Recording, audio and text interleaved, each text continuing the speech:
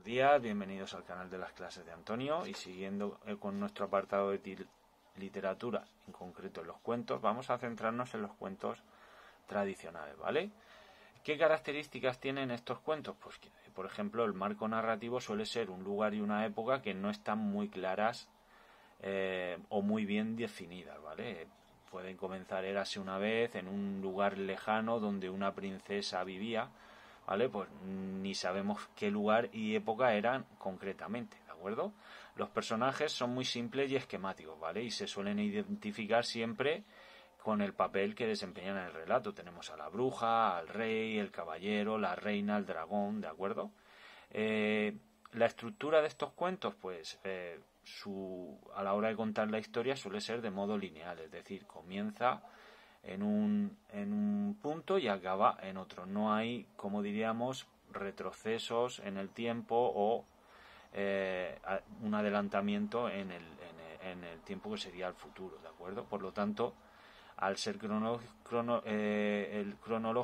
orden cronológico lineal, tenemos un acontecimiento inicial, una respuesta y una resolución, que si os dais cuenta coinciden con las partes del cuento, que es la introducción, desarrollo, nudo y el desenlace, ¿de acuerdo?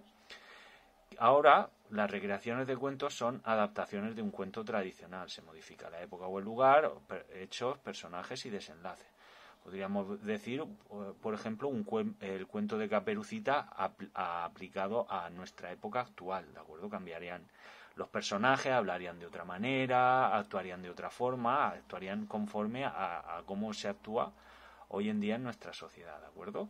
Y por último, tenemos los microrrelatos. Como veis, los microrrelatos es una variante del cuento que se ha hecho muy famosa al ser una narración muy breve, ¿de acuerdo?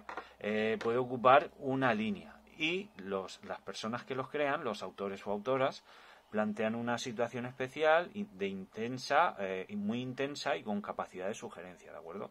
Nos dejan preguntas en el aire, se quedan inacabadas y hacen al lector que piense. No tienen mucho marco narrativo, los personajes apenas están caracterizados, claro, si solo imaginaros 2 o 3 líneas para hacer un microrrelato. Y la trama es breve y conduce al desenlace, ¿de acuerdo? Su finalidad es sorprender y, como os he dicho, es que el lector se pregunte, se quede a medias diciendo ¿y qué pasó? Imagine un final alternativo, ¿de acuerdo?